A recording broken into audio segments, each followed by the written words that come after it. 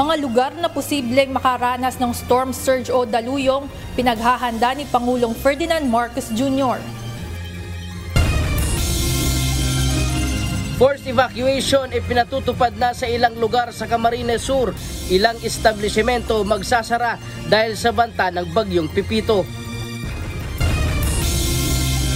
Yung mga kahoy na pinutol ng mga nag-illegal logging, siguro yan po ang may sala niyan dahil hindi na po mapigilan ng yung bundok, yung tubig na tumaragasa papunta po rito.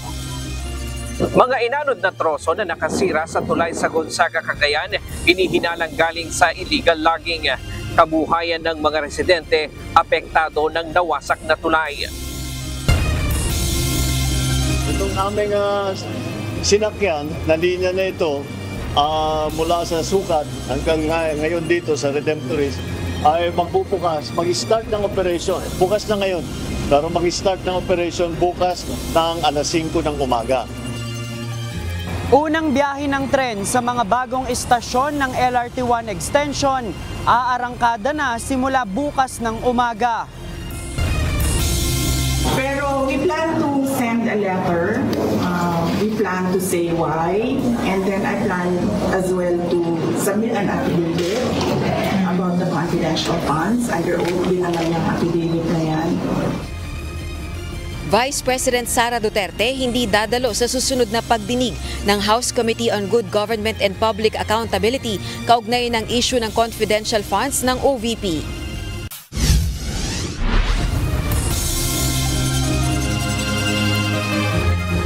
Magandang hapon Pilipinas at sa buong mundo.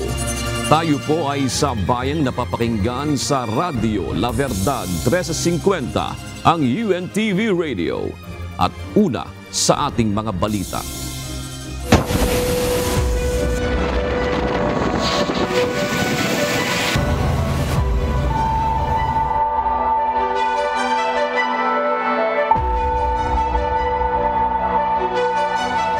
Mahigit sa 100,000 individual ang kinakailangang mailikas sa Albay dahil sa banta ng pag-agos ng lahat mula sa Bulkang Mayon. Samantala, patuloy naman ang ginagawang evacuation ng mga residente sa Bicol Region bilang paghahanda sa inaasahang pananalasa ng bagyong Pepito. Mula sa Pili, Camarines Sur, ito ang balita ni Ryan Salatandol, live. Maray na hapon, Ryan. Madali na bang makumbinsi ngayon ng ating mga kababayan sa Bicol sa ginagawang evacuation ng pamahalaan? Yes, June, maray na hapon sa Indo dyan. Yung mga residente dito mukhang natuto na, June, doon sa mga karanasan sa mga nagdaang bagyo. Kaya naman pag nagpatawag ng forced evacuation o mandatory evacuation ang lokal na pamahalaan dito sa Camarines Sur, sa Albay at iba pang mga probinsya dito sa Kabikulan ay agad na itong sumasama yung mga residente upang lumikas na sa kanilang mga tahanan. Sa pagtaya ni Albay Public Safety and Emergency Management Office o APSIMO Officer in Charge Engineer Dante Baclao, nasa 51,368 na mga pamilya o katumbas ng nasa 172,258 na individual sa 11 bayan sa probinsya ang kinakailangan nilang ilikas ngayong araw dahil sa posibleng pagragasa ng lahar. Ang datos na ito ay ayon sa naging mga karanasan ng PDRRMC sa mga nagdaang bagyo sa lalawigan ng Albay. Aabot naman sa humigit kumulang 400,000 individual ang kailangang ilikas dahil sa banta ng pagbaha.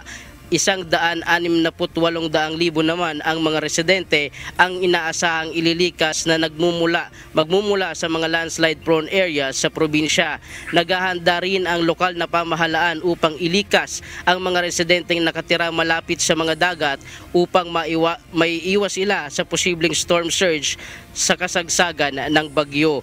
Binuksan naman ang Provincial Capitol Building ng Albay upang maging pansamantalang matutuluyan ng ilang mga evacuee. Sa Camarines Sur, tuloy-tuloy na rin ang isinasagawang mandatory evacuation. Kaninang umaga, maagang nagtipon ang mga rescue teams at health clusters upang masimulan ang paglikas sa mga residente na nasa mga high-risk area o mga lugar na matinding binabaha kagaya ng Milaor, Minalabak, Bula, Baaw, Naga City, Gainsa, Kamaligan at Kanaaman. Itinalaga ni Governor Luigi Villaferte si Police Colonel Virgilio Olalia ng PNP Camsur, CDR Christian Hasmin ng Philippine Coast Guard Camsur at Major Roberto Florido ng Philippine Army bilang mga incident commanders sa buong operasyon para sa bagyong Pepito sa probinsya ng Camarines Sur. Samantala, nag-install na ng mga Starlink connection ang mga MDRRMC office dito sa Camarines Sur bilang paghahanda kung sakaling mawala ng linya ng internet at ng signal ng mga telepono ay maaari pa rin silang mag-transmit ng mga impormasyon papunta sa provincial office. Naghahanda rin ang mga magsasaka sa rehiyon sa maaari nilang pag-harvest ng kanilang pananim na mga palay at niyog upang maiwasan ang pagkasira nito dahil sa inaasahang epekto ng bagyong Pepito sa Bicol. Gaya na lang ni Aling Lucy na pilitan ng anihin ang kanilang tanim na palay na dapat sana'y first week pa ng December ito dapat anihin. Sayang po pag yan binagyo. Di kaming mapupapo dyan. Tapos, kaya pig-asyab may, maski hilaw pa siya. Ilang business establishments din ang piniling magsara na lang ng maaga para maihanda ang kanilang ari-arian sa pananalasa ng bagyo. Ayon sa Pag-asa, tinatayang nasa 200 mm na tubig ulan ang ibubuhos ng bagyong Pepito at pinag-iingat ang mga tao sa banta ng matinding pagbaha dito sa probinsya ng Camarines Sur. Balik sa iyo, Jun. Oo, Ryan, doon ba sa pakikipag-usap ng mga otoridad dyan sa Bicol Region, napansin mo ba na kung papaano nila hinihikayat yung mga tao na bagamat may banta talaga na ipaintindi nila doon, meron ba namang sinasabi nila na, pero walang magpapanik po sa inyo? Meron bang gano'n, Ryan? Yes, Jul, pinapanatili ng ating lokal na pamahalaan yung kahinahunan dito sa mga residente na agad silang lumikas doon sa safe na lugar, agad silang makapag-secure ng kanilang mga gamit para kung sakali man na tumama na itong bagyong Pepito ay wala silang alalahanin at kalmado lang ang kanilang operasyon, ang operasyon ng mga rescue teams dito sa ating lugar, Jun. Maraming salamat. Ryan Salatandon, nagulatan live mula sa Pili, Camarines Sur. Nagtulong-tulong ang mga residente malapit sa Camp 3, Akupan Mining Area sa Itogon, Benguet para ayusin ang nagkalat na mga bato bilang paghahanda sa pagtama ng bagyong Pepito. Natatandaan na nitong nakaraang bagyong Nika, nagkaroon din ng landslide sa lugar kaya naghahanda na sila upang hindi na ito maulit pa. Mula sa Baguio City, ito ang balita ni Grace Doctolero live. Magandang hapon, Grace. Kumusta ang paghahanda ng mga residente dyan, lalo na sa paparating na bagyong Pepito? Yes, June, sa ngayon nga ay puspusan ang paghahanda ng mga residente, lalo na ang mga naninirahan malapit sa minahan sa Itogon, Benguet. Dahil ang pinangangamba nila ay ang muling pagbuho ng lupa. Nila, hindi na nila alam ang mangyayari pa dahil hindi pa sila lubos na nakaka-recover sa mga nagdaang bagyo. Madalas nakatanaw sa malayo si Mang Gilberto sa tuwing nakikita niya ang kalagayan nila ngayong may kalamidad.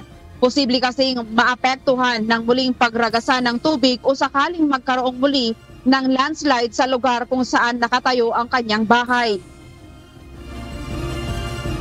Natatakot kami kasi baka gumuho ulit yung bundok sa taas.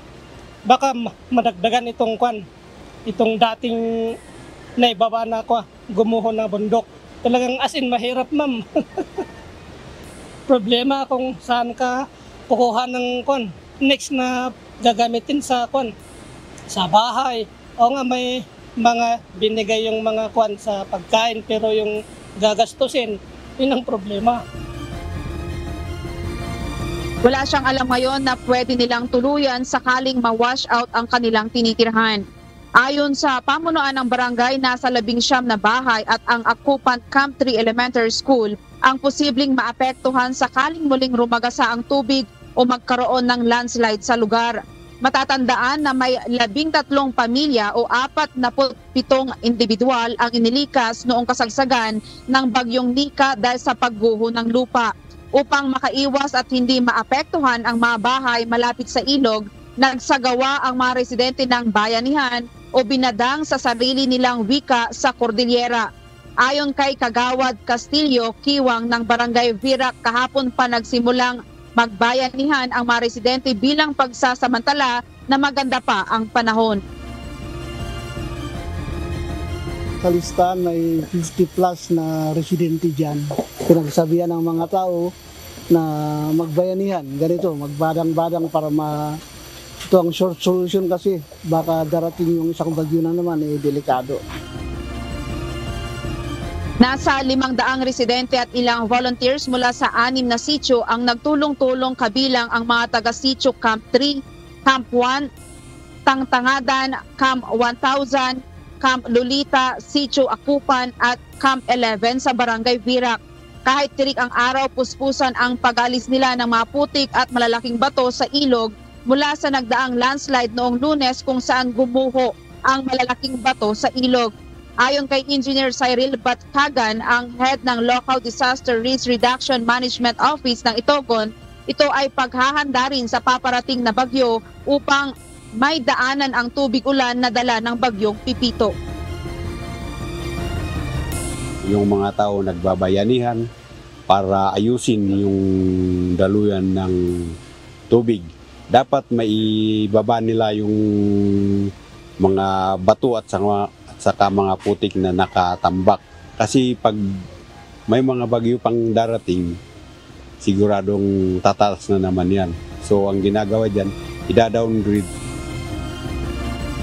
Ayon sa mga otoridad, saturated na ang lupa dahil sa sunod-sunod na mga bagyo kaya't inaasahan na ang posibleng pagguho ng lupa na lalo ng delikado sa mga residente na malapit sa ilog. Mano-mano ang kanilang ginagawang pansamantalang solusyon dahil hindi kayang iakyat ang malalaking makina o backhoe sa lugar. Yan ang isang problema kasi pag landslide, hindi natin kayang yan, lalo na kung malaki yung landslide. Hindi mo basta-basta matatakbuhan yan, lalo na dito sa portion na ito. Pag tinitignan mo yan, may mga dalawang bundok yan na ganun lang siya . So, ang takbo ng mga tao dyan, pababa.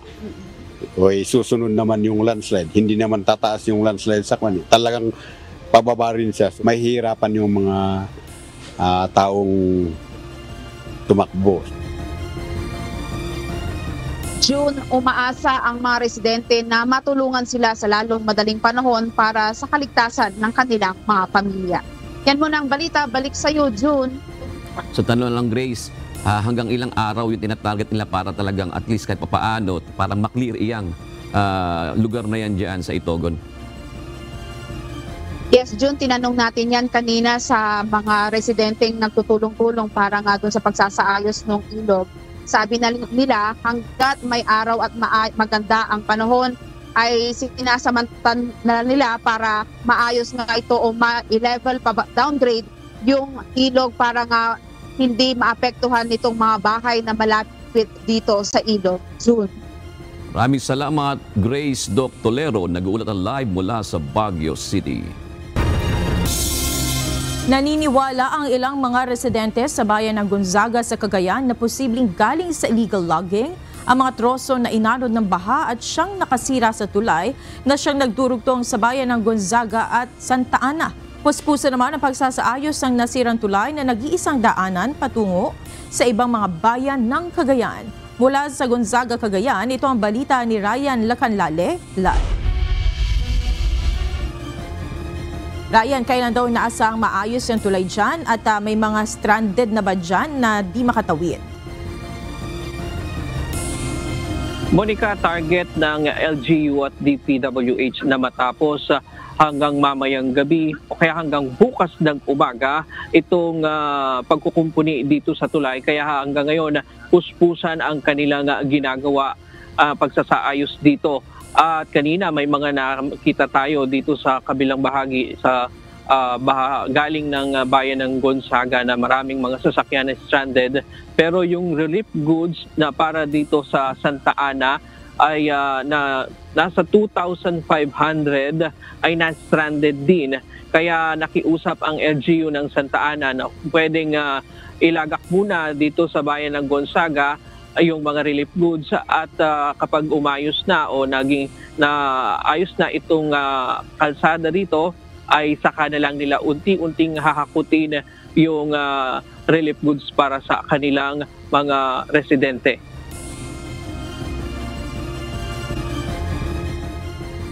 Ano po ang palagay niyong nangyari dyan?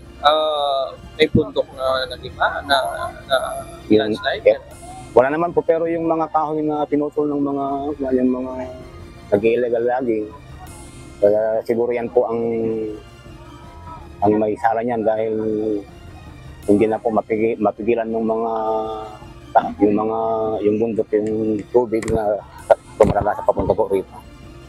Posibleng galing sa illegal logging. Yan ang isa sa nakikitang dahilan ng barangay official sa Barangay San Jose, Gonzaga, Cagayan. Kaya inanod ang napakaraming troso galing sa bundok sa kasagsagan ng bagyong Opel kagabi.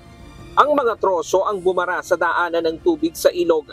Sa lakas ng ulan dala ni Opel, umapaw ang ilog at naghanap ng malalabasan ang tubig. Kaya ang magkabilang gilid ng tulay ang nasira. Ayon kay Kagawad Agkawili, pangalawang beses na ang nangyaring ito sa kanilang barangay. Pasalamat na lang sila at walang nasawi ngayon maliban sa mga alagang hayop. Pangalawa na po. Ang una ko pong maalaala, noong 1989, yung super bagyo na una. Ganito rin po ang nangyari. Marami rin kahoy na galing sa bundok. Yung mga siguro mga illegal logging ang may sala niyan. Kaya yan. Na-stagnant yung mga kahoy doon na yung mga kapag umapaw na yung tubig, hindi nagbababa na po dito sa Dahil sa pagkasira ng tulay, maraming residente ang naapektuhan ng kabuhayan gaya ni Aling Mary Jane na araw-araw bumibili ng yelo sa bayan pa ng Apari para sa negosyo niyang isda. Ilang araw na kasing walang kuryente sa kanilang lugar sa Santa Ana. Pero dahil sira ang tulay at di makatawid, magdadagdag pa siya ng bayad para sa pagtawid. Opo, dati pinupuntahan namin sir para makakuha kami ng ng ice. Ngayon sir, ganito naman na yung tulay namin dito. Kaya hindi na kami makatawid. So dagdag perwisyo yung tulay sa inyo? Oo sir, siyempre marami naman po yung masisirang isda namin pag hindi po kami maghanap po ng ng ice. Si Mang Manuel, 3 baka niya ang namatay. Ang isa, nakitang nakaipit sa gitna ng mga tambak na kahoy at troso. Nanghihina na ang baka, kaya pinagtulong-tulungan na lang ng mga residente na maialis ito sa mga kahoy. Sa ngayon, hindi niya alam paano makakabawi. Mandagdag kita sana ang kanyang mga alaga sa kanyang pagsasaka. Ano to, anak buhay niya? Oo, kung sinasabayan namin sa pagsasaka, siyempre medyo kulang-kulang ang dyan. Kita naman yung pag-aalaga ng baka. Dagdag kita. Paano yan? Yomi, utang na naman. Bukod kay Mang Manuel, marami pa sa mga residente sa barangay ang namatayan ng alagang hayop, gaya ng mga baka, kalabaw, baboy at kambing. Dahil lang nasirang tulay ang nag-iisang daan palabas at papasok sa bayan ng Santa Ana, aminado si Mayor Nelson Robinyon na apektado sila sa nangyari.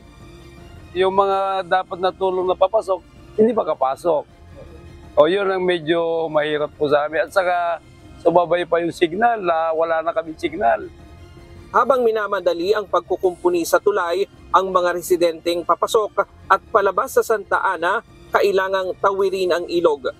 Kabilang rin ang UNTV News and Rescue sa mga umalalay kanina sa ating mga kababayang tumatawid sa ilog.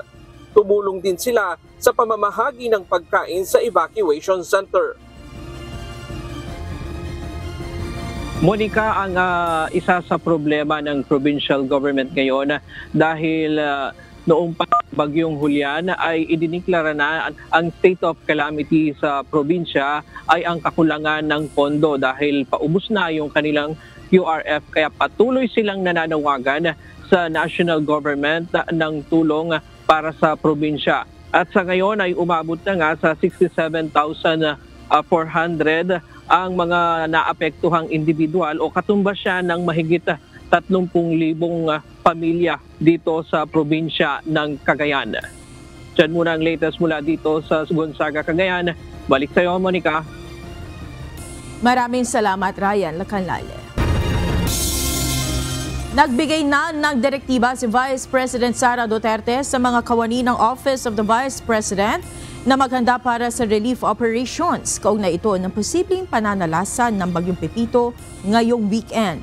Ayon kay VP Sara, partikular nilang tututukan ang mga liblib na lugar na hindi na naabot ng mga pangunahing ahensya ng pamahalaan. Sinabihan ko na yung aming Disaster Operations Center kung ano man yung naiwan na budget para sa November at December at ready na ibigay na siya sa mga areas na hindi ma-serve ng national government offices.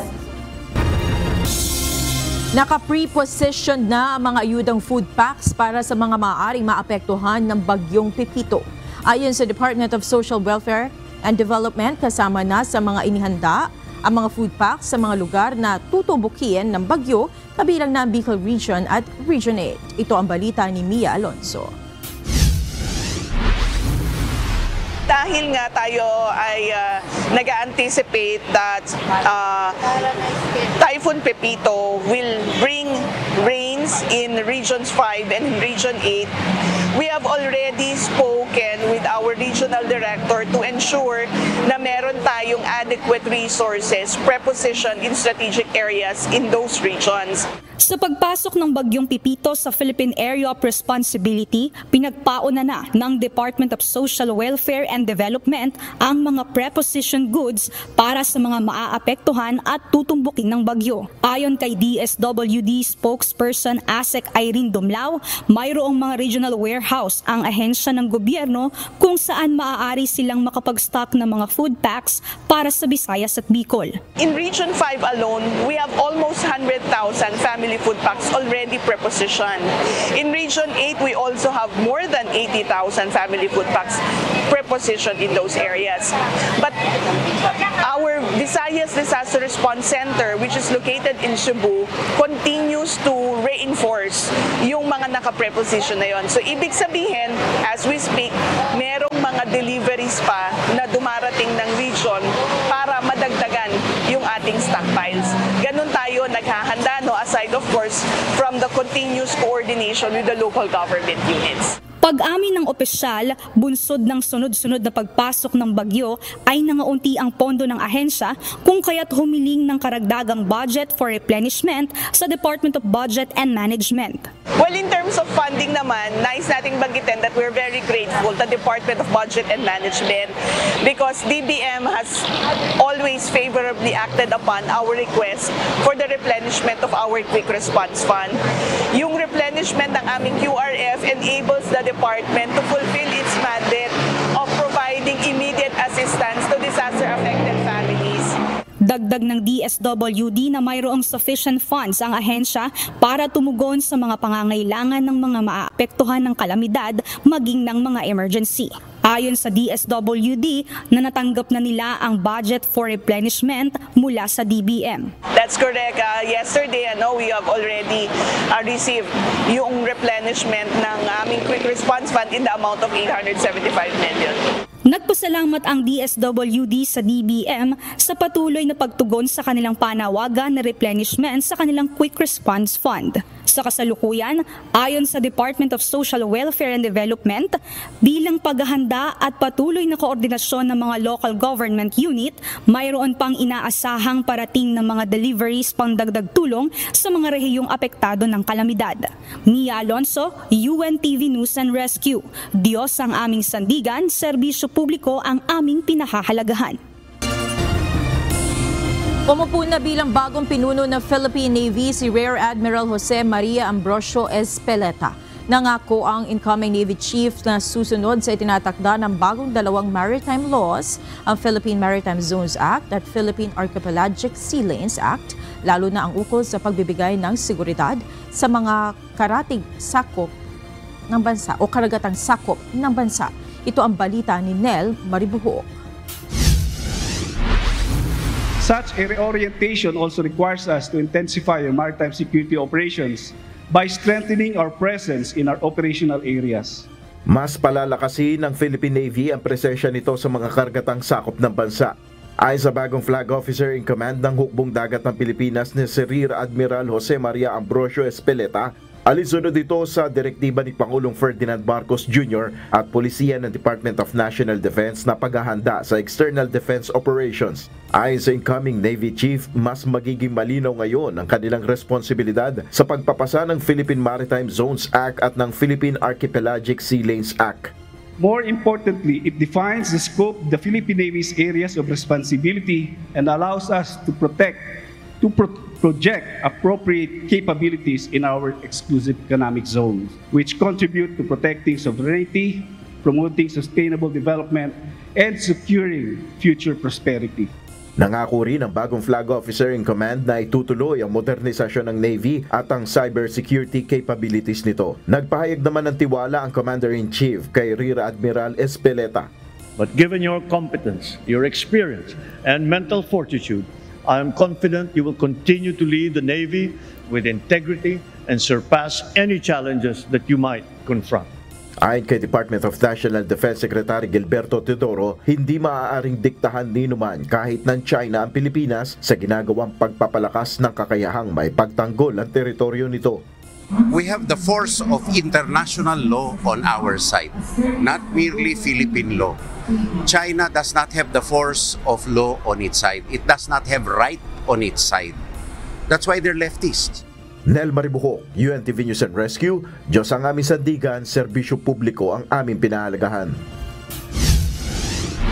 Opisyal na magagamit ng mga commuter ang LRT1 Cavite Extension Phase 1 simula bukas, November 16. Kanina, pinasinayaan na ang 5 bagong mga estasyon ng linya ng tren sa pangunguna ni Pangulong Ferdinand Marcos Jr. Ito ang balita ni JP Nunez. Itong aming sinakyan na linya na ito, mula sa Sukat hanggang ngayon dito sa Redemptorist ay magbubukas, mag-start ng operation. Bukas na ngayon, pero mag-start ng operation bukas ng alas 5 ng umaga. Ito ang anunsyo ni Pangulong Ferdinand Marcos Jr. kasabay ng isinagawang inauguration ng 5 bagong mga istasyon ng LRT1 Cavite Extension Phase 1 ngayong araw. Bukas, November 16, ng alas 5 ng madaling araw, aalis sa Dr. Santos Station sa Parañaque City ang unang tren na manggagaling sa LRT1 Extension. Hinikayat ni Pangulong Marcos Jr. ang mga commuter na subukan ang bagong mga istasyon ng LRT1 para makaiwas sa nararanasan nilang traffic. Kasama sa 5 mga bagong estasyon ang Redemptorist, Mia Road, PITX, Ninoy Aquino Avenue at Dr. Santos. Sa inauguration kanina ay binida ng Department of Transportation ang Dr. Santos Station ng LRT1 Cavite Extension.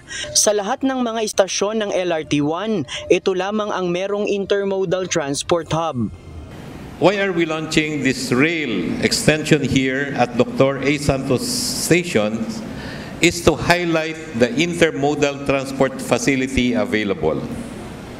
So, train passengers can conveniently transfer to buses, jeepneys, taxis, TNVS, or private vehicles. Nasa 80,000 na mga pasahero ang madadagdag dahil sa mga bagong bukas na istasyon ng LRT1. Ibig sabihin na abot na sa nasa 400,000 ang bilang ng mga pasahero na maitatala dito kada araw sa buong kahabaan ng linya ng tren. Sa ngayon, wala pang tiyak na panahon kung kailan naman mabubuksan ang kabuuan ng LRT1 Cavite Extension hanggang sa Bacoor, Cavite. Pero ayon kay Pangulong Marcos Jr., pabibilisin nila ang proseso upang agad itong mapakinabangan ng publiko. Dito sa LRT1 Cavite Extension, hangad ko na matapos ang natitirang 3 istasyon hanggang Bacoor, Cavite sa lalong madaling panahon. Ayon naman sa operator ng LRT1 na Light Rail Manila Corporation, muli silang makikipagpulong sa pamahalaan upang matapos ang kabuuan ng LRT1 Cavite Extension. For that, we're ready to discuss with our grantors on how to move forward. So I cannot, at this point, we cannot estimate for the moment. So it depends. We're going to engage our partners again and discuss a way forward. Noong 1981, unang nagsagawa ng construction para sa LRT1 at pagkatapos lamang ng 40 taon, tsaka ito opisyal na nadagdagan ng mga bagong istasyon. Sa kasalukuyan, merong 20 stations ang LRT1 mula Fernando Po Jr. Station sa Quezon City at Baclaran Station sa Pasay. Pero simula bukas, magiging 25 stations na ito mula FPJ Station sa QC hanggang Dr. Santos Station sa Sucat, Parañaque. JP Nunez, UNTV, News and Rescue. Diyos ang aming sandigan, serbisyo publiko ang aming pinahahalagahan. Inihain sa Kamara ang isang panukalang batas na layong parusahan ang mga humaharang sa parking space. Sa ilalim ng panukala, papatawan ng multang nagkakahalaga ng 2,000 hanggang 10,000 piso ang mga mapatutunayang lalabag sakaling tuluyang itong maisabatas. Ito ang balita ni Rosalie Cos.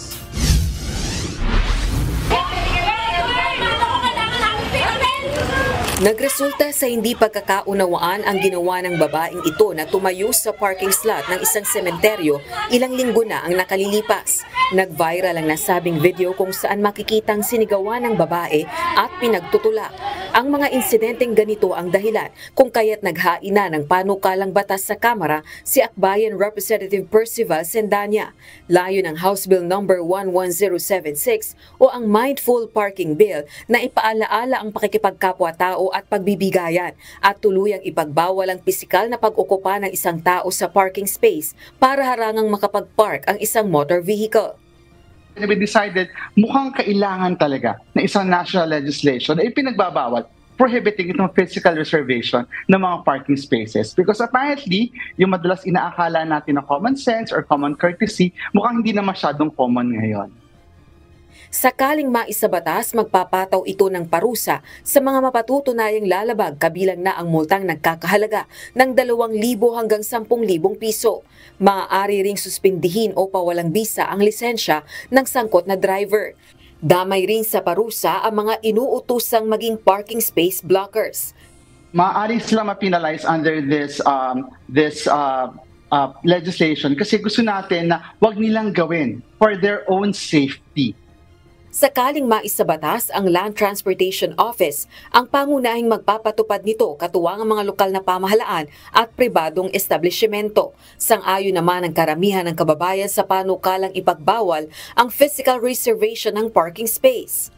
Hindi naman pinaparking yung tao, ang pinaparking yung sasakyan. Para madisiplina rin yung mga tao rin na gumagawa ng ganun. Eh syempre, may ano na yan may multa na Saka mali yun yung wala naman yung sasakyan pero may nakabantay doon sa parking, di ba? Sino talaga yung mauna doon sa parking? Siya talaga paparking. Samantala, welcome development din para sa Akbayan Party List ang gagawing pag-aaral ng Metro Manila Council o MMC upang makapagpasa ng ordinansa na magbabawal sa pagtayo sa parking spaces upang ireserba ito. Tiwala naman si Congressman Sendanya na agad maipapasa ang panukalang batas. Lalapitan din ito ang mga kapwa mambabatas upang hilingin ang kanilang suporta sa proposed legislation. Rosalie Cos, UNTV News and Rescue. Diyos ang aming sandigan, serbisyo publiko ang aming pinahahalagahan. Narito naman ang mga balita sa iba't ibang panig ng mundo na ihahatid ng ating global correspondent na si Jack Campo mula sa Chester, United Kingdom.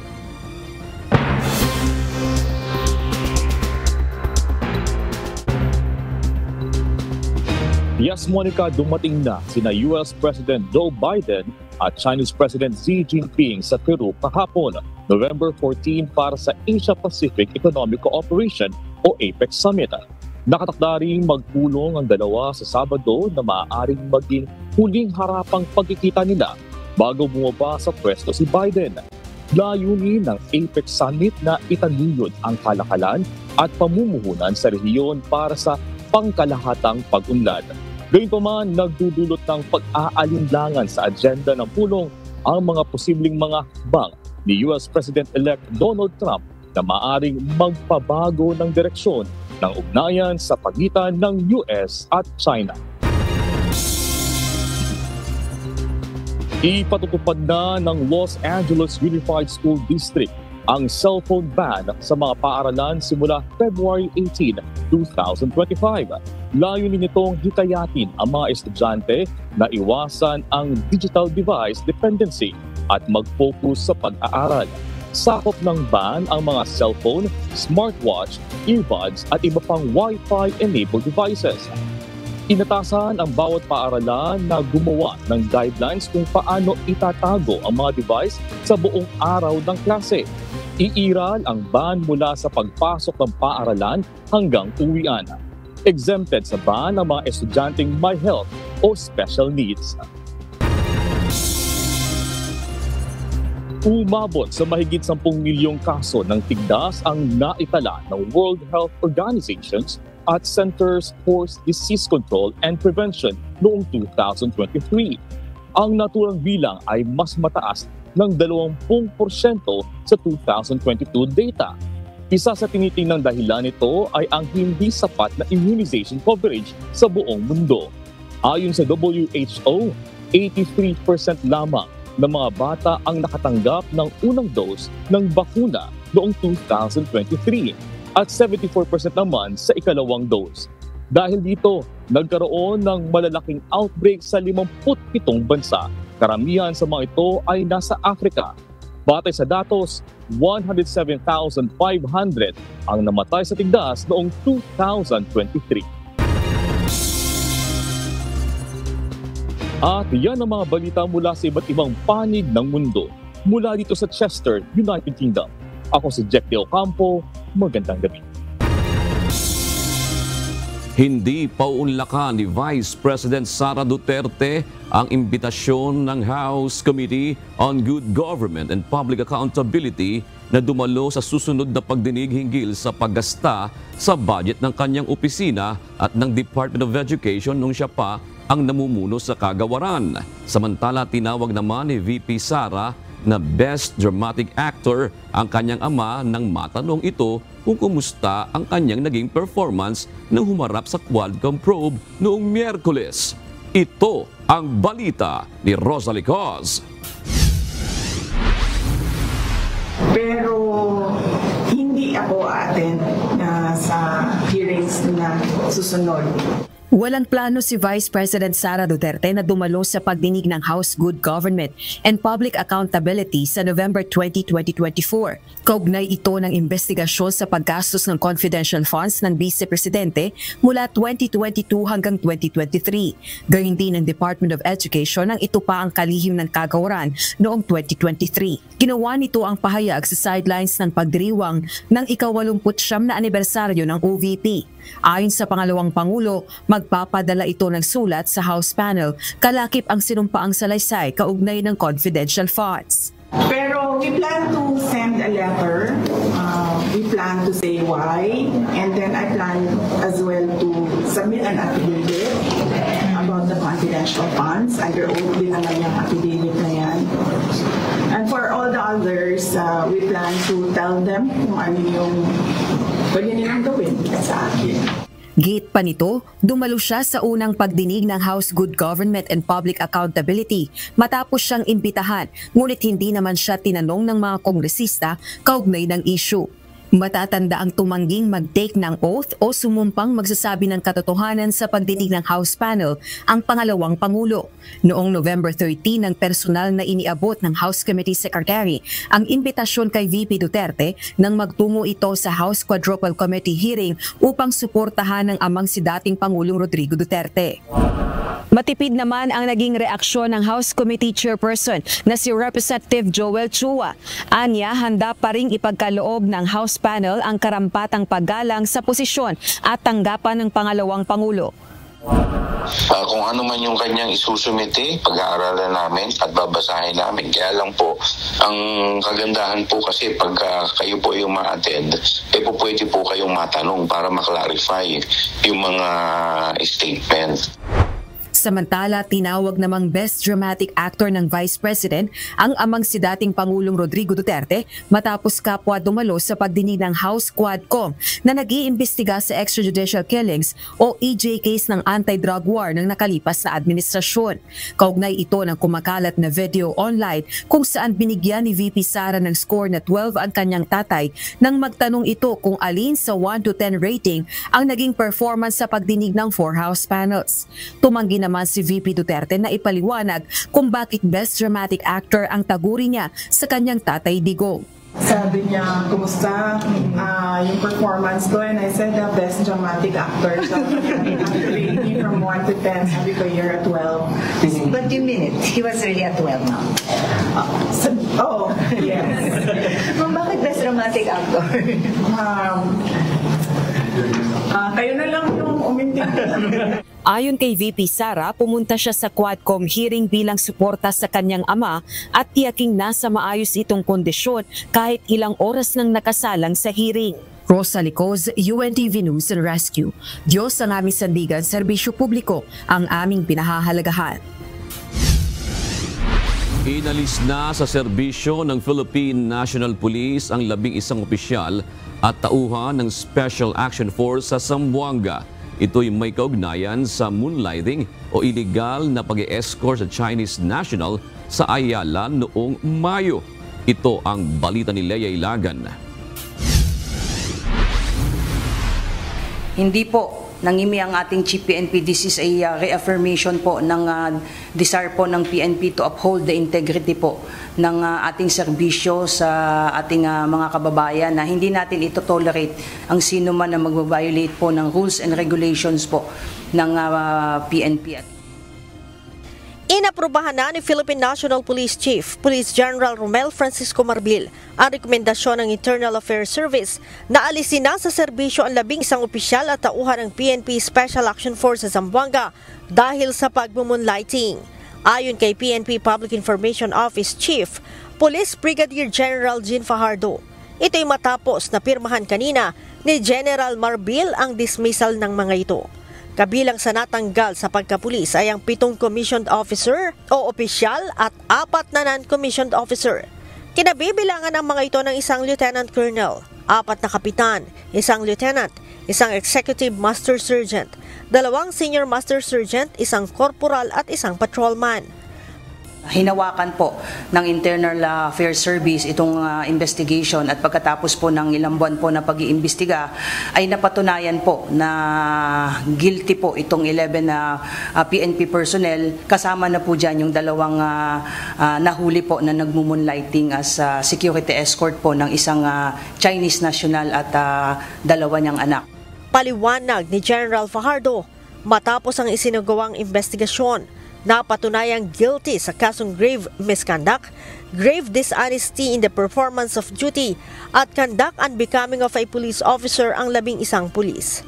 Lumalabas na itong kanilang usapan ay yung 20,000 ay mapupunta di umano sa kanilang company battalion commander at doon sa kanilang best po. Samantalang yung kanilang mga company commander naman po ay nag-falsify naman po ng kanilang daily attendance na to make it appear na nagre-report on duty itong 2 pulis na ito.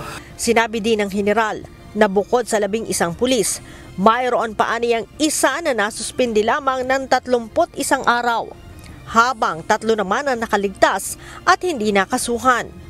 So, yung 3 po na ito ay napawalang sala po. The term is due to insufficiency of evidence, meaning na wala po silang personal knowledge or involvement sa naging pagpo-provide ng illegal security escort at even doon sa pagtatakip na nandun supposedly sila sa Zamboanga but in reality ay nandito sila sa Maynila at nagpo-provide po ng security escort services po.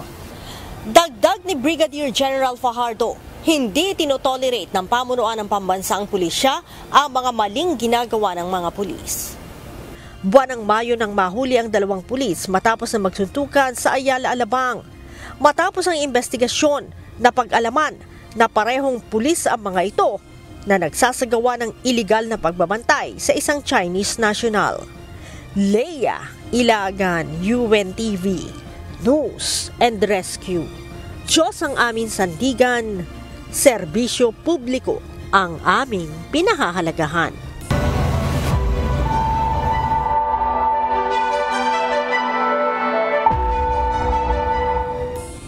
Ipinatawag ni Pangulong Ferdinand Marcos Jr. ang mga ahensya ng pamahalaan ukol sa paghahanda at pagresponde sa posibleng epekto ng bagyong Pepito. Dito nagpahayag ng pagkabahala ang Pangulo sa banta ng storm surge o daluyong na posibleng idulot ng malakas na bagyo. Mula sa NDRRMC Headquarters, ito ang balita ni Ivan Alvarez live. Ivan, ano ba ang direktiba ni Pangulong Marcos sa mga government agency at sa mga lokal na pamahalaan bilang paghahanda dito sa bagyong Pepito? Magandang gabi sa iyo, June. Mariing ipinagbili ni Pangulong Ferdinand Marcos Jr. sa mga kinauukulang ahensya ng gobyerno na tiyakin ang kaligtasan ng mga residenteng nakatira sa coastal areas, pati na rin doon sa mga nakatira sa mga rehiyon na direktang dadaanan itong bagyong Pepito. Sa isinagawang situation briefing kanina kasama ang mga kinatawan ng government agencies, sinabi ni Pangulong Marcos Jr. na ang banta ng storm surge o daluyong ang dapat na mapaghandaan dahil sa dulot nitong malaking pinsala hindi lamang sa kabuhayan kundi sa buhay ng tao.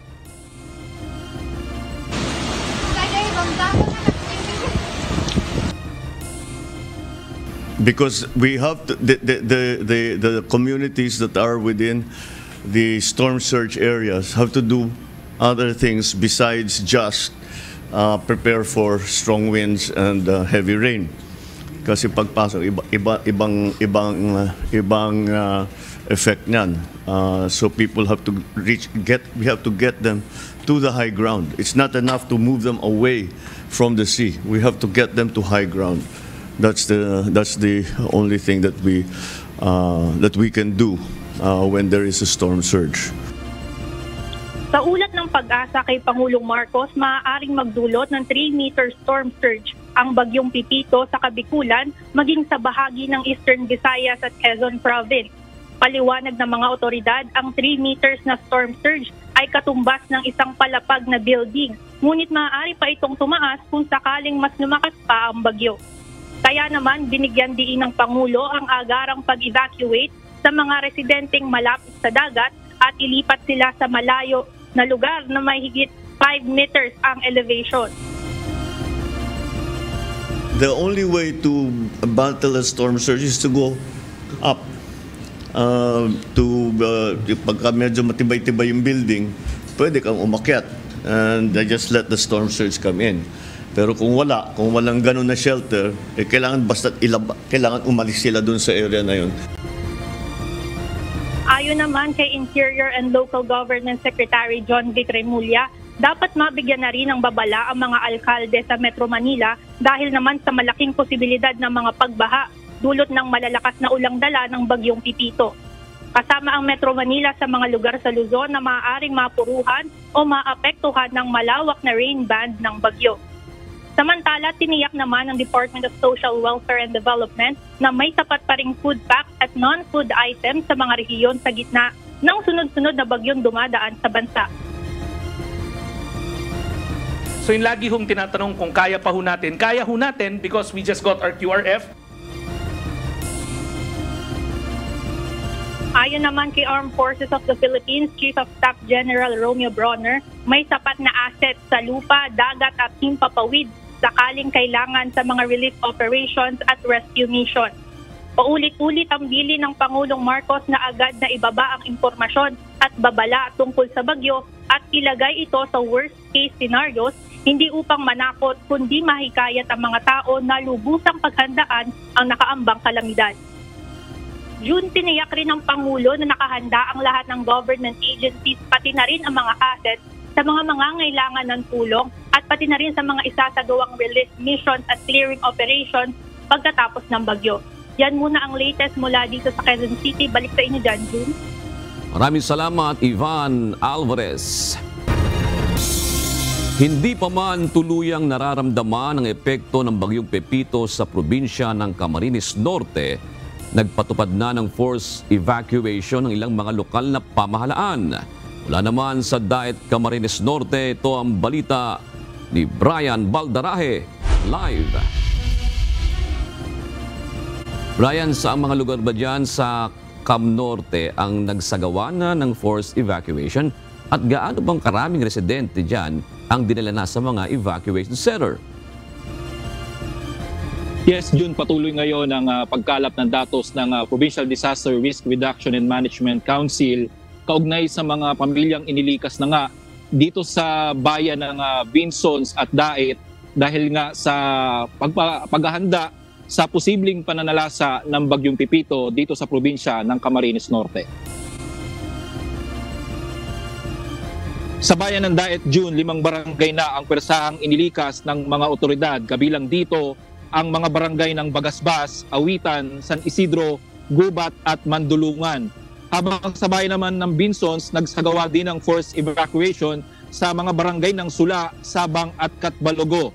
Magkakatuwang ang mga kawani ng Municipal Disaster Risk Reduction and Management Office o MDRRMO ng kani-kaniyang LGU, PNP Cam Norte, Armed Forces of the Philippines o AFP. Isa-isa nilang sinuyod ang mga lugar na malapit sa mga coastal area at mga gilid ng ilog at iba pang mga binabahang lugar para dalhin na sa mga evacuation center.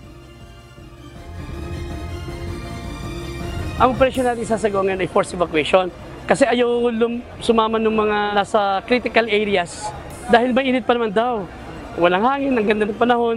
Ganito rin yung panahon nung dumating si Rosing. Ganito rin yung panahon na dumating si Christine. So sabi nga, there is calm before the storm. Kaya ito yung isa sa mga maagang babala. June, ayon pa sa mga otoridad, posibleng mas mataas ang level ng tubig baha ngayon dahil kasabay ng bagyo ay ang high tide. Kaya naman pakiusap nito sa publiko na sumunod na lamang sa kanilang mga panawagan. Panawagan po natin, lalong-lalo sa mga nasa critical area, kung ito po ay makita nyo, tumalima po tayo dahil ang DOST ay nag-provide ng scientificong pamamaraan ng pagbibigay babala sa atin. At ito po ay may pinagbabatayan. Hindi po ito haka-haka. Kanina, nagsagawa din ng repair ang mga paaralan para maisaayos ang matutuluyan ng mga evacuee na mga classroom. Naghanda rin ng mga relief goods ang mga lokal na pamahalaan para sa pangangailangan na ng mga displaced families. Kaugnay nito, June, bagamat marami naman ang pabor sa ginawang ito ng mga LGU na maagang pagpapalikas sa mga residente, mayroon ilan din ng mga evacuee na nagrereklamo dahil nahirapan silang hanapin ang mga classroom na kanilang tutuluyan. Okay na po. Mas maganda po yung ganito maagap kami nalikas para po hindi nakakatakot. May mga malilito bata po. Hindi naman namin kahit nilikas yan. Ang sabi po sa amin, doon daw po kami sa elementary. Tapos maya-maya naman po, sabi naman po sa amin, dito daw po sa high school na. At grabe na po kami, kauli-uli na po. Kasabay nito, naging katuwang din kanina, June, ang UNTV News and Rescue para masundo ang mga nais lumikas papunta sa mga evacuation center. Samantala, nagpulong na din kaninang umaga ang Provincial Disaster Risk Reduction and Management Council, pangunguna ng mga opisyal ng lalawigan para pag-usapan ang gagawing paghahanda sa posibleng pagtama ng bagyong Pepito sa lalawigan. Tuloy-tuloy naman ang ginagawang clearing operation ng mga kawani ng Department of Public Works and Highways o DPWH para alisin ang mga sanga ng puno na posibleng bumagsak sa oras na lumakas na ang hangin dala ng bagyong Pepito. May ilan din na naabutan tayo kanina na pinatitibay na at tinatalian ng kanilang mga bubong para huwag liparin ng malakas na hangin. Sa Calaguas naman, sa Calaguas Island, June, kung saan maaaring maglandfall ang bagyong Pepito, inangat na ng mga mangingisda doon ang kanilang mga bangka para huwag masira ng mga alon. June, para huwag na muling maipit pa ng tubig baha ang ilang mga residente rito sa Camarines Norte na naroon ngayon sa Naga City. Tuloy-tuloy ang ginagawang pagsusundo ng PDRRMC sa kanila para makauwi na nga dito sa probinsya at wag nang maabutan pa ng pananalasa ng Bagyong Pipito sa araw, kundi naman sa araw ng bukas o sa araw ng Linggo, June. Maraming salamat, Brian Baldaraje. Inabisuhan na ng Office of the Civil Defense Region 3 ang lahat ng provincial at local government unit sa Central Luzon na maghanda at magbantay sa inaasahang pananalasa ng Bagyong Pepito. Nangangamba naman ang mga magsasaka sa Nueva Ecija para sa kanilang mga pananim na gulay na halos katatanim pa lamang. Ito ang balita ni Nestor Torres. Kasalukuyan pa lang pong recover buhat nung nakatapos po yung bagyo. Kaya dadating na naman, kailangan po namin isino para hindi siya masyadong maapekto. Pero kung malakas po talaga po tatamaan niya. Kaya sinusurvive po namin para makabawi na po kami sa mga kinastos po namin. Ayan po, inaayos po namin yung mga panang tubig para po pagkaan hindi mababaha. Kasi po mahina po sa tubig ito eh. Pagka po nalubog. Ito ang nagiging suliranin ngayon ng mga magsasaka sa Nueva Ecija kung paanong makababawing muli. Ngayong may bagong bagyo na namang paparating sa bansa. May ilang mga magsasaka naman ang gumagawa na ng paraan upang maisalba at wag nang masayang ang kanilang ginastos sa kanilang mga pananim. Nagawa nga namin ng paraan yung namin, tanim, masira. Yung darating na bagyo na yan, dapat na yan ng tubig. Kaya gusto namin kung darating man ang tubig, at gabi, pupuntahan namin yan. Hindi na yan pwedeng pabayaan. Natural na papalitan din namin kung malusaw man o ano. Talagang papalitan namin yan. Tanim namin na yan.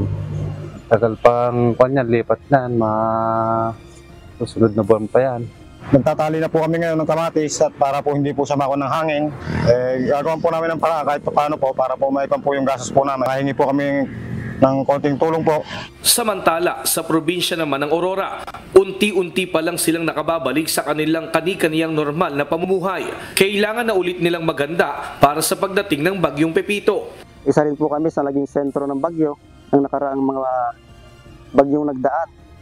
Naghahanda po kami ng pagkain, damit, go bag, in case po na kailangan mag-evacuate sa mga evacuation center. Nakaantabay po kaming palagi sa update po ng Pag-asa. Nasa 8,000 pamilya ang apektado ng Bagyong Nika. 33 bahay ang totally damaged at 33 din ang partially damaged at inaasahang posibleng madagdagan pa sa pagpasok naman ng Bagyong Pepito. Yung si Pepito po kasi ay malawak itong coverage, pero mas binibigyang pansin po natin ngayon, of course, base po sa latest track niya is on the Nueva Ecija and Aurora. Sana po ay maghanda pa rin po tayo sa darating po na Bagyong Pepito dito sa Central Luzon. Patuloy ang ginagawang paalala at paghahanda ng Office of the Civil Defense Region 3 sa 7 probinsya sa Central Luzon dahil sa inaasahang pananalasa ng Bagyong Pepito. Ayon kay Cheng Dison, Regional Spokesperson ng OCD Region 3, nakikipag-ugnayan na ang ahensya sa mga local government unit at Municipal Disaster Risk Reduction Management Council, Philippine National Police, Department of Social Welfare and Development at Philippine Coast Guard upang lubos na mapaghandaan ang nasabing bagyo na inaasahang maglalandfall sa bansa bukas November 16. Nestor Torres, UNTV News and Rescue. Diyos ang aming sandigan, serbisyo publiko ang aming pinahahalagahan. Nakahanda ang mga lokal na pamahalaan sa lalawigan ng Isabela kung sakaling kakailanganin na magpatupad kaagad ng forced evacuation. Samantala, 21 barangay doon ang hindi pa rin naibabalik ang supply ng kuryente. Ito ang balita ni Benedict Samson. Nilagtawan na nila yung preemptive evacuation, forced evacuation na. In fact, the directive talks about the BFP and the PNP assisting the local chief executives once they decide to implement forced evacuations. Magkatuwang ang Philippine National Police at Bureau of Fire Protection sa pagpapalikas kung sakaling magpapatupad ng forced evacuation ang isang local chief executive dahil sa Bagyong Pepito. Ayon kay Atty. Noel Lopez, Provincial Administrator ng Isabela, ito anya ay base sa Memorandum Circular na ipinag-utos ni Department of the Interior and Local Government Secretary John Vic Remulla. Bilang paghahanda na rin sa kakailanganin ng mga lilikas, ay nakapreposisyon na sa mga lokal na pamahalaan ang mga relief goods mula sa Department of Social Welfare and Development o DSWD. Kasabay ng pagganda ng panahon, puspusa naman ang lokal na pamahalaan ng Santiago City, Isabela sa clearing operation sa mga iniwang pinsala ng nagdaang bagyong Nika at Opel. Kanina, inalis na ng mga tauhan ng City Engineering Office, Katuwangan Senro at CDRRMO ang mga puno na natumba noong manalasa ang bagyo. Dahil importante po na ma-deliver po natin ang ating mga services sa mga barangay, lalo na po sa pagbibigay po ng mga relief goods, mga hot meals, mga importanteng mga supplies para po sa ating mga constituents na naapektuhan po ng bagyong ito. Mula sa 37 barangay sa lungsod, 21 barangay pa ang sa ngayon ay wala pa ring supply ng kuryente. Kaninang umaga naman ay nag-deploy na ng nasa 75 skilled line workers mula sa 14 na electric cooperative sa Central Luzon na sila namang tutulong sa pagsasaayos ng mga nasirang linya ng kuryente sa Aurora, Isabela at Quirino. Benedict Samson, UNTV News and Rescue. Diyos ang aming sandigan, serbisyo publiko ang aming pinahahalagahan. Nakalabas na ng Philippine Area of Responsibility ang bagyong Ophel. Samantala, ayon sa Pag-asa, posibleng maging super typhoon ang bagyong Pipito bago maglandfall sa Catanduanes.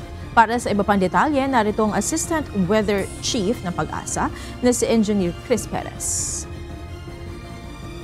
Magandang hapon, narito ang latest update natin sa dalawang bagyo na binabantayan nga ng Pag-asa, ang severe tropical storm na si Ophel at ang typhoon na si Pipito. So unahin muna nating tingnan yung sitwasyon regarding severe tropical storm Ophel. So nakalabas na nga ito ng ating area of responsibility at kaninang alas 4 ay nasa laing 205 kilometers west-northwest ng Itbay at Batanes. Taglay lakas ng hangin na umabot hanggang 100 kilometers per hour malapit sa gitna nito at ang pagbugso aabot hanggang 125 kilometers per hour. Ito ay nasa ang kikilos sa direksyong north-northwest sa bilis naman na 15 kilometers per hour.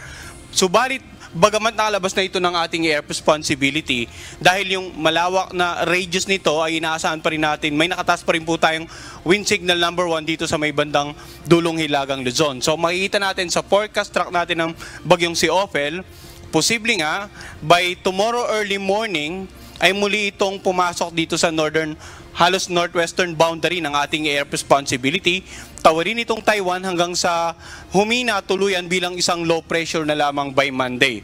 So kahit nakalabas na po ng PAR itong bagyong si Ophel, ito yung dahilan kung bakit may warning signal pa rin tayo sa may bandang Batanes, wind signal number 1, dahil nga yung radius niya malapit pa rin halos dun sa sentro ng bagyong si Ophel. So ito nga naka-highlight sa severe tropical storm na si Ophel. Ngayon ang pinag-uusapan natin, tropical cyclone wind signal number 1 nakataas sa lugar ng Batanes. Ano inaasahan ng mga kababayan natin sa Batanes? Mga paminsan-minsang pagbugso ng hangin. Himayin din natin in terms of rainfall, posibleng may mga paminsan-minsang pag-ulan.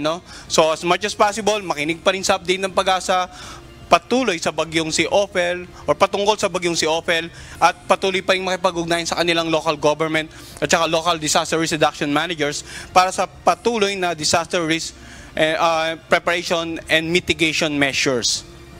Samantala, in terms of pag-ulan, itong bagyong si Ophel ay magdudulot pa rin, inaasang magdudulot ng moderate to heavy rains dito nga sa may bandang Batanes area na posible pa rin maging sani ng mga localized flooding, lalong-lalo sa mga lugar na may kababaan or low-lying areas at sa mga lugar na malapit po sa mga ilog, baka posibleng tumaas yung level ng tubig. Kaya maging alerto pa rin yung mga kababayan natin dito sa may bandang Batanes area kahit wind signal number 1 na lamang yung nakataas sa inyong lugar. Samantala, yung bagyong or typhoon Pepito naman, nasa loob nga ng ating air responsibility, kanina alas 4 ay nasa laing 465 kilometers silangan ng Giwan Eastern Samar. Taglay naman ni Pepito, ang lakas ng hangin umabot hanggang 150 kilometers per hour malapit sa gitna nito at yung pagbugso aabot hanggang 185 kilometers per hour. Ito naman ay kumikilos sa direksyong west-northwest sa bilis na 13 kilometers per hour. So, makikita natin, offshore pa rin yung tinatayang sentro ng bagyong si Pepito Pepito. Subalit yung makakapal na kaulapan nito, dahan-dahan na ngang nakakarating dito sa ilang bahagi ng Eastern Visayas at maging dito sa ilang bahagi ng northeastern part ng Mindanao. So ano nga ba inaasahan natin dahil sa patuloy na paglapit ng bagyong Pepito sa landmass ng ating bansa? Unahin po muna natin yung inaasahang pagkilos nito throughout the forecast period in the next 3 to 5 days. So ito yung tinatayang lokasyon ni Pepito kaninang alas 2 ng hapon. At bukas ng alas 2 ng hapon, tinatayang yung sentro nito ay halos malapit na dito sa northeastern part ng Eastern Visayas. Posibleng maglandfall dito sa may bandang Catanduanes ng area sa darating naman na linggo ng madaling araw. At sa linggo ng hapon, posible namang either maglandfall sa may bandang Pulilo Island or dito sa mainland ng lalawigan ng Quezon. And then sa pagitan ng linggo ng hapon, hanggang Lunes ng madaling araw ay tatawirin nga nito itong ilang bahagi ng Central Luzon at Northern Luzon area.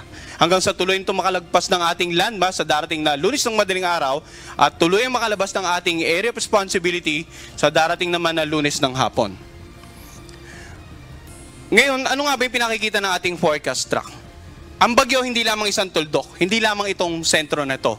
May tinatawag itong radius. So, kahit ang bagyo natin ay tinatayang sentro ay nasa bandang northeast ng Eastern Visayas bukas ng hapon, mararamdaman ang epekto nito sa nakararaming bahagi ng Southern Luzon at ng Visayas. Iyan din ang dahilan kung bakit kahit malayo pa yung bagyo, both sa palugit natin, yung lead time bago maramdaman yung epekto, yung inaasahan natin pagkilos ay dahan-dahang mas magiging may potential na maging mas mataas ang mga warning signal sa ilang bahagi ng ating bansa, yung direktang tatawirin o direktang maapektuhan ng bagyong si Pepito.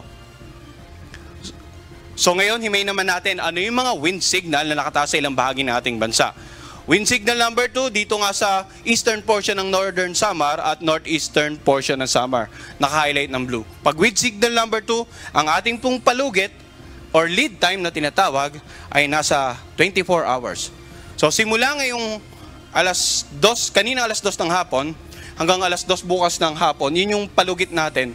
Bago natin posibleng maramdaman yung potential na lakas. Umaabot ng hanggang gale force wind ang pwedeng maranasan dito sa mga naka-highlight ng yellow. Samantala, warning signal number or wind signal number 1 naman ang nakataas sa lahat ng areas na naka-highlight ng light blue. Dito nga sa lalawigan ng Aurora, Quezon kasamang Pulilo Island, Marinduque, Camarines Provinces, Norte at Sur, Catanduanes, Albay, Sorsogon, ganun din sa may bandang Masbate. Sa Visayas areas naman, wind signal number 1 sa natitirang bahagi ng Northern Samar, natitirang bahagi ng Samar, natitirang bahagi ng Eastern Samar at sa Biliran. Yung mga kababayan natin, ulitin natin, baka nagtataka. Wind signal number 1 sa kanila pero generally fair weather condition pa po. Kanina ipinakita natin sa ating latest satellite imagery na yung makapal na ulap, sabi ko nga, dahan-dahan ng lumalapit dito sa Eastern Visayas at maging northeastern part ng Mindanao. Bukas, kapag lumapit na ang tinatayang sentro sa forecast track natin, nasa northeastern coast ng Eastern Visayas, then likely yung kaulapan nito, marami nang masasakupan. Dahan-dahan kikilos ang kaulapan nito mula sa initially maapektuhan ng Eastern Visayas patungo dito sa Southern Luzon area. At sa forecast track natin, habang kumikilos ito patungo ng Catanduanes, habang kumikilos palapit ng Quezon area, dahan-dahan ding lalawak yung mga makakaranas ng pag-ulan.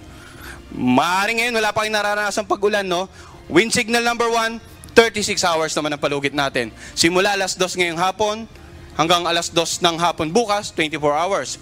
Alas 2 ng madaling araw ng linggo, 36 hours. So ang lead time natin, bago natin aktual na maramdaman, 36 hours or less. Bakit less? Kasi yung mas malapit na expose sa bagyo, maaring less than 36 hours ang aktual na ang lead time bago nila maramdaman. And of course, yung mas nandito sa mas malayong part ng bagyo, maaring the entire 36 hours bago po nila actual na maramdaman. And uulitin natin yung warning signal, bagamat nasa wind signal number 2 lamang tayo, habang lumalapit ang bagyo, posibleng magkaroon tayo ng mas mataas na wind signal. Kasi kung babalikan natin, actually bago maglandfall dito sa may bandang Catanduanes, posible pa itong umabot ng super typhoon category.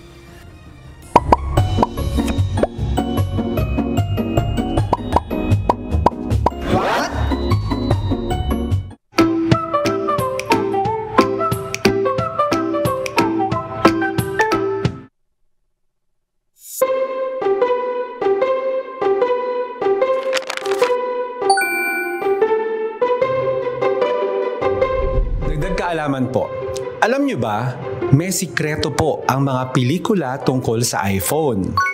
Kapag ang isang karakter sa isang pelikula ay may hawak na iPhone, sa malamang ay hindi po yan kontrabida.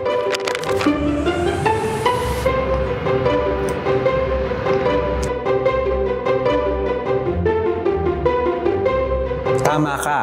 Ang Apple hindi pumapayag na gamitin ng mga kontrabida ang iPhone. Gusto kasi ng Apple na associated lang ang iPhone sa mga good guys. Kaya kung may nakikita kayong may hawak na iPhone, aba safe ka, hindi siya kontrabida. Paano naman kung walang iPhone? Aba, suspetsa na yan. Pero hindi laging ganito sa lahat ng pelikula. Madalas lang na sa mga sikat na productions, pinapahiram kasi ni Apple ng libre ang iPhone. Pero dapat, good guys lang ang gagamit.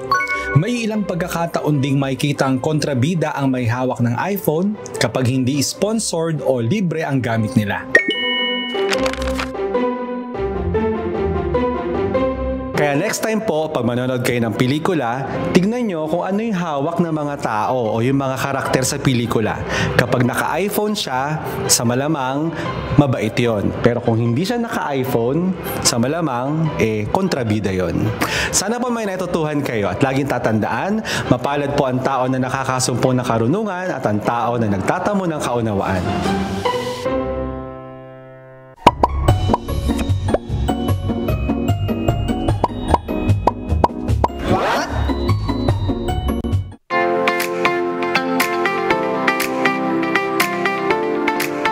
Hindi lamang magtatapos sa week-long celebration ang isinasagawang public service ng UNTV at Members Church of God International. Ang naturang serbisyo ay inihahatid ng UNTV sa publiko mula pa noong magsimula itong magsahimpapawid 20 taon na ang nakararaan. Ito ang balita ni Mia Alonzo. Bahagi po ng ating pagpapasalamat sa Panginoon sa patuloy na pagbibigay sa atin ng pagkakataon for 20 years. Hindi po biro ang aming pinagdaanan mula nang inumpisahan po ang UNTV. Nasa awa po naman ng Panginoon hanggang sa kasalukuyan, binibigyan tayo ng Diyos ng pagkakataon na ito ay ating maipagpatuloy. Kaya bilang pagpasalamat po, bilang pagkilala po ng utang na loob sa Diyos ay ang aming renewal, ang aming muling nangako sa inyo sa harap ng Panginoon. Una, bilang obligasyon sa harap ng Diyos na gumawa ng mabuti sa lahat. Bilang paggunita sa ika-20 anibersaryo ng pagsasahimpapawid ng UNTV, nagsagawa ang istasyon ng isang week-long celebration na kinapapalooban ng libreng serbisyo sa publiko. Sa unang araw ng naturang event ay ang muling pagbabalik ng nag-iisa at kauna-unahang radio mobile booth sa buong mundo. Ang konsepto ng radio mobile booth ay ang paghahatid ng mabilis na access sa mga kababayan na nangangailangan ng tulong. Nagmistulang mata at tenga ang imbasyon na ito sa publiko. Sa ikalawang araw ng selebrasyon ay ang pagkilala sa mga naging kabahagi ng konsepto ng public service ng UNTV sa pamamagitan ng pagdaraos ng UNTV Service Forum sa Centris, Quezon City. Binigyang pagkilala ang mga individual, mga private organization at mga ahensya ng gobyerno na naging katuwang sa paghahatid ng serbisyo sa publiko.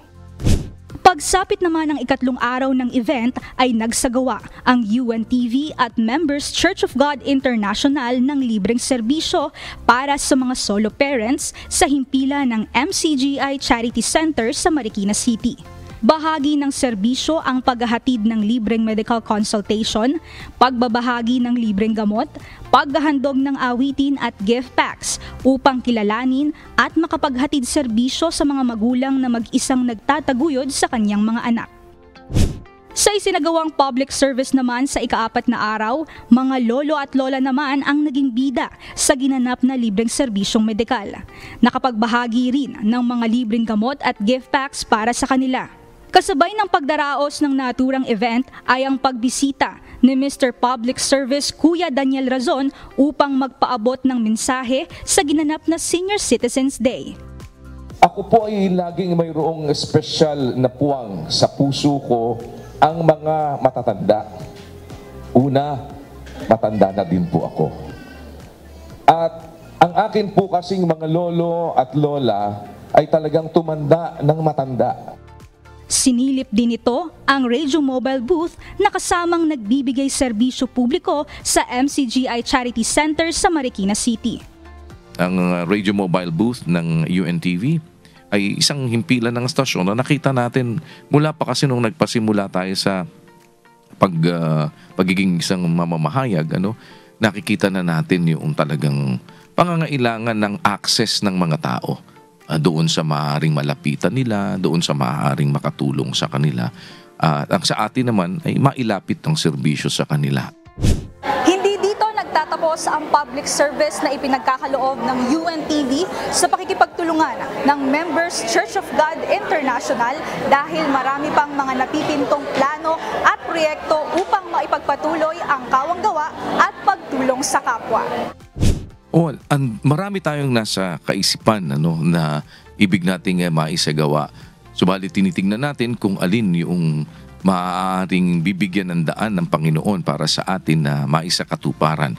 Bahagi nito ay ang pagkakaroon ng Charity Village, yung ating kung saan ay higit na mabibigyan ng lugar na maaaring ang mga senior citizens natin, lalo na yung mga may karamdaman, bahagi nito ay ang pagtatayo natin ng hospice at kung saan ang hospisyo, ito po yung mga ngalaga din doon sa mga mayroong karamdaman na malulubhang karamdaman. Mula pa nang nagsimula ang istasyon bilang public service channel ay katuwang na nito ang Members Church of God International. Ito ay alinsunod sa mga aral ng Diyos sa pagkakaroon ng tunay na pag-ibig sa kapwa. Mia Alonso, UNTV News and Rescue. Diyos ang aming sandigan, serbisyo publiko ang aming pinahahalagahan.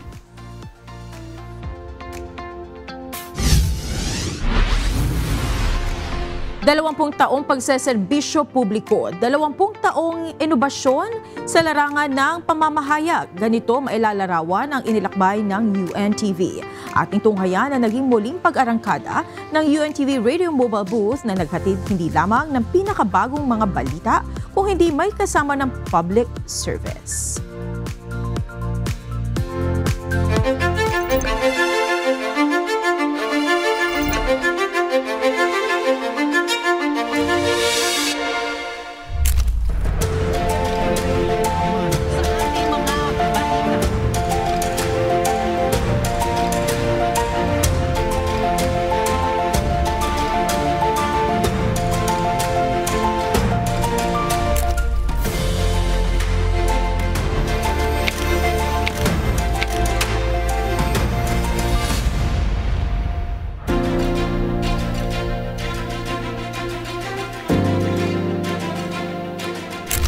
Yung nasa loob ka lang ng stasyon na hindi mo nakikita yung paligid mo.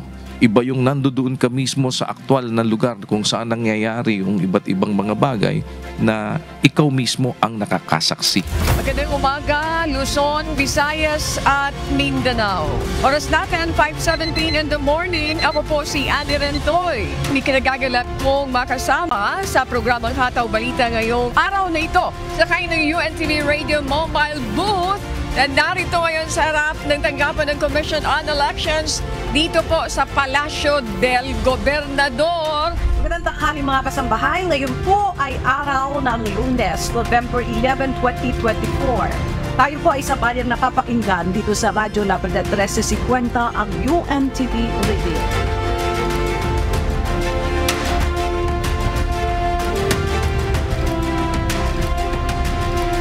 12 years ago ay nagkaroon tayo ng kauna-unahan sa buong mundo na mobile radio booth at siyempre ito na nga ang mobile booth ng UNTV ng Radyo La Verdad 1350. Siyempre nakakatuwa na naandyan pa siya hanggang ngayon, intact, part ng kasaysayan ng ating bansa. Yung istasyon, inilabas na natin para mas maramdaman natin kung ano yung higit na pangangailangan at higit din na mapabilis natin yung pag-aksyon doon sa mga pangangailangan na yon na pwede natin magawa. Napakarami talaga ang mga taong natulungan ng Radio Mobile Booth kasi hindi lamang kami nakapagbigay ng mga impormasyon kundi nakapagbigay rin kami ng tulong medikal, serbisyo, pagkain doon sa mga nangangailangan. Kailangan ipagpapatuloy na natin ito. Kailangan na umikot tayo sa iba't ibang lugar para makapaghatid tayo ng balita at hindi lamang balita kundi mga tulong at serbisyo para sa mamamayang Pilipino.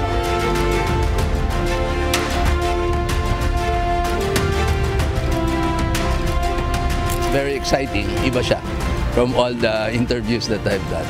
Kakaiba siya. So I think the UNTV napakagandang konsepto na pwede mong ilapit talaga sa mga mamamayan. And you will see in reality kung ano nangyayari sa labas talaga ng opisina o sa labas ng studio.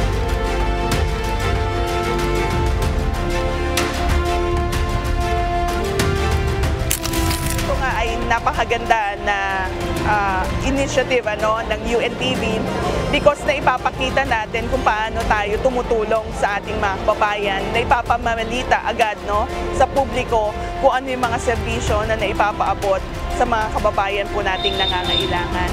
So hindi lamang po ito pagbabalita pero pagpapakita ng tunay na pagtulong o yung public service na tinatawag natin. So, we congratulate the UNTV for this wonderful initiative and we hope na magpatuloy pa yung ganito nga pong initiative ng UNTV para mas marami pa po tayong matulungan at maipaabot yung pong assistance.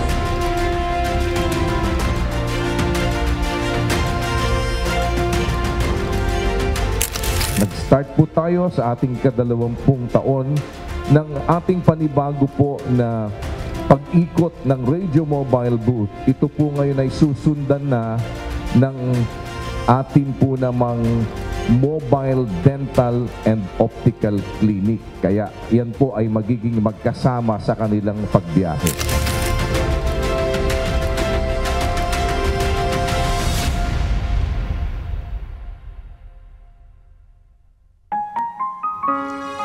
Narito naman ang salita ng Diyos na ating sandigan mula sa Aklat ng Kawikaan 10:19 na nagsasabi, sa karamihan ng mga salita ay hindi nagkukulang ng pagsalangsang, ngunit siyang nagpipigil ng kanyang mga labi ay gumagawang may kapantasan.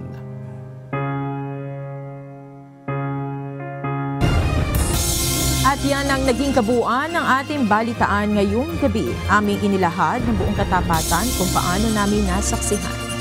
Kayo po'y makapagtitiwala ng aming nakita at narinig ang aming ibinabalita.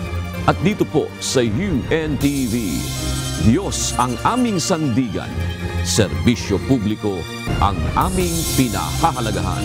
Magandang gabi po.